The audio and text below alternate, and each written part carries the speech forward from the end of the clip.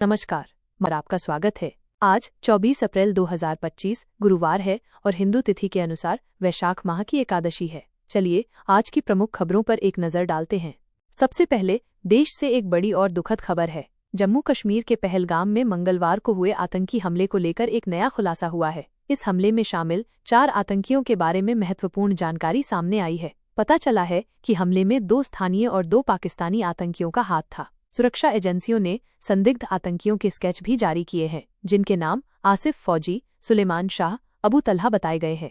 Intelligence सूत्रों के अनुसार इस हमले का मास्टरमाइंड लश्कर-ए-तैयबा का डिप्टी चीफ सैफुल्लाह खालिद है। इस घटना के बाद भारतीय सेना ने एक बड़ा ऑपरेशन शुरू कर दिया है। राष्ट्रीय राइफल्स, सीआरपीएफ और जम्मू कश्मीर पुलिस पहलगाम के जंगलों में व्यापक तलाशी अभियान चला रही है। एक और बड़ी खबर राजधानी दिल्ली से है, जहां उच्च स्तरीय बैठकों का दौर जारी है। बुधवार दोपहर रक्षा मंत्री राजनाथ सिंह की अध्यक्षता में एक महत्वपूर्ण बैठक हुई, जिसमें राष्ट्रीय सुरक्षा सलाहकार अजीत डोभाल और तीनों सेनाओं के प्रमुख शामिल थे।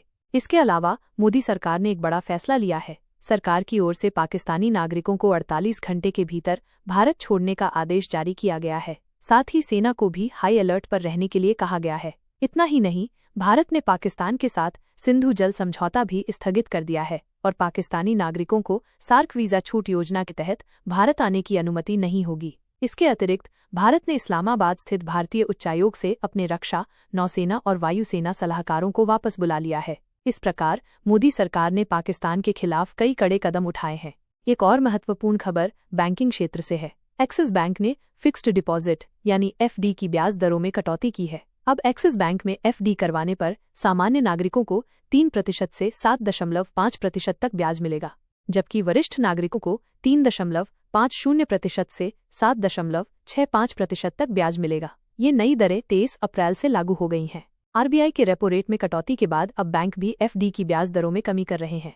अब रुख करते हैं राजस्थान की ओर। जम्मू कश्मीर के पहलगाम में 22 अप्रैल को हुए आतंकी हमले में जयपुर का एक युवक शहीद हो गया। मालवीय नगर के रहने वाले नीरज जोधवानी अपनी पत्नी के साथ कश्मीर घूमने गए थे। कश्मीर से उनकी पत्नी आयुषी ने जेट को फोन कर बताया कि नीरज को गोली लग गई है। नीरज यूएई में सीए थे और वहां से किसी शादी में शामिल होने के लिए पत्नी के साथ शिमला गए थे। वहीं से वे 2-3 दिन के लिए कश्मीर घूमने चले गए थे। दुखद बात यह है कि घटना के समय उनकी पत्नी भी उनके साथ थी। एक और बड़ी खबर अमेरिका से है। उपराष्ट्रपति जेडी वेंस अपने परिवार के साथ 21 अप्रैल से 24 अप्रैल तक 4 दिवसीय भारत यात्रा पर थे। बुधवार को उन्हें जयपुर के सिटी पैलेस जाना था, लेकिन यह दौरा रद्द कर दिया गया। दौरा रद्द करने का कोई आधिकारिक कारण नहीं बताया गया है, लेकिन माना जा रहा है कि पहलगाम में हुए आतंकी हमले के कारण ये फैसला लिया गया। इससे पहले बुधवार सुबह वेंस और उनके परिवार ने आगरा का ताजमहल देखा और करीब 3 घंटे आगरा में बिताने के बाद वे वापस जयपुर लौट आए। महत्वपूर्ण बात यह है कि आज जेडी वेंस सिटी पैलेस देखे बिना ही अमेरिका वापस लौट जाएंगे। पीएम आवास योजना से जुड़ी एक खबर है। आवास स्वीकृति प्रक्रिया में बांसवाड़ा अभी तक अव्वल रहा है। पिछले वित्तीय वर्ष में प्रदेश में 54,712 आवास के लक्ष्य के मुकाबले 49,778 आवास स्वीकृत हुए हैं। अधिकांश लाभार्थियों के खातों में पहली किस्त भी जमा करा दी गई है। आपको बता दें कि पीएम आवास योजना अभी 48 जिलों के अनुसार चल रही है। पाली, डीग, भरतपुर और दूदू ने 100% लक्ष्य हासिल किए हैं, जबकि कोटा में 2,470 आवास स्वीकृत नहीं हो पाए। जालौर जिले से एक बड़ी खबर है। नोसरा थाना क्षेत्र के भवरानी गांव में बुधवार सुबह करीब 9 से 10 बजे के आसपास अज्ञात कारणों से खेतों में आग लग गई। हवा के कारण आग तेजी से फैली और करीब 80 हेक्टेयर क्षेत्र में फैल गई। इस आग की चपेट में 25 से 27 खेत आ गए, जिससे किसानों को भारी नुकसान हुआ है। आग बुझाने में कम से कम 12 घंटे से ज्यादा का समय लगा। राजस्थान के चित्तौड़गढ़ से एक और बड़ी खबर है। हाल ही में एक महिला आरटीओ इंस्पेक्टर की गुंडागर्दी का वीडियो सामने आया था। वीडियो में आरटीओ इंस्पेक्टर बीच सड़क पर एक ट्रक चालक के बाल पकड़कर खींचती हुई नजर आ रही हैं। वीडियो वायरल होने के बाद परिवहन और सड़क सुरक्षा आयुक्त ने आरटीओ इंस्पेक्टर के खिलाफ कड़ी कार्रवाई की है।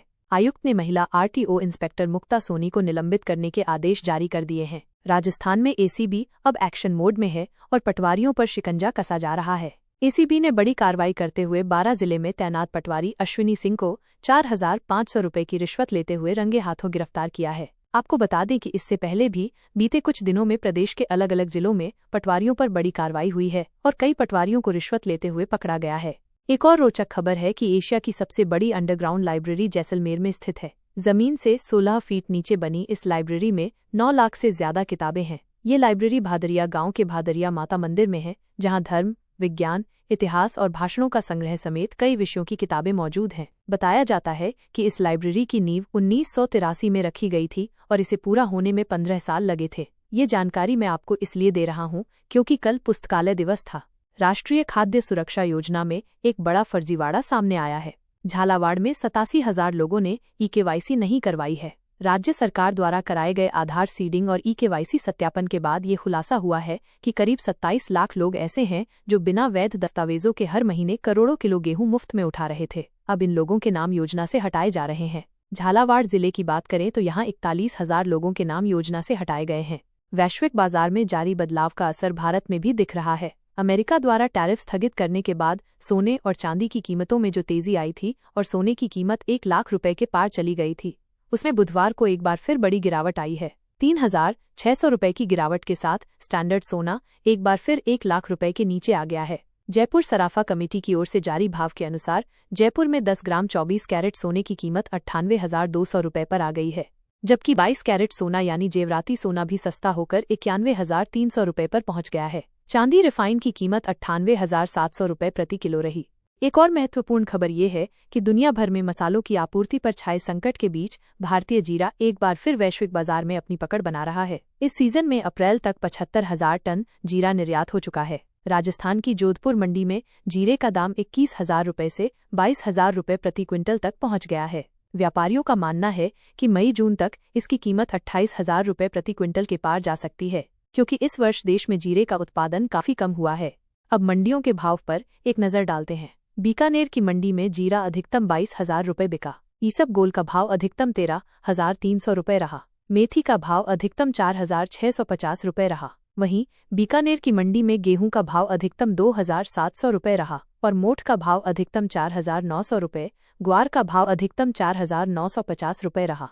मौसम की बात करें तो प्रदेश में एक बार फिर गर्मी तेज होने लगी है। मौसम विभाग से मिली जानकारी के अनुसार फिलहाल आने वाले 4-5 दिन प्रदेश भर का मौसम साफ रहेगा और तापमान बढ़ेगा। हालांकि मई के पहले पखवाड़े में मौसम परिवर्तनशील रहने की संभावना है। बताया जा रहा है कि मई के पहले सप्ताह में 2 से 3 सक्रिय पश्चिमी विक्षोभ के कारण आंधी और बारिश की गतिविधियां देखी जा सकती हैं।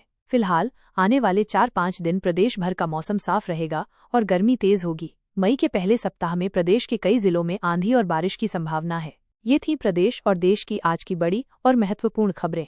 वीडियो को लाइक करना न भूलें और चैनल पर नए हैं तो सब्सक्राइब जरूर करें ताकि आप बड़ी और काम की खबरों से अपडेट रहें।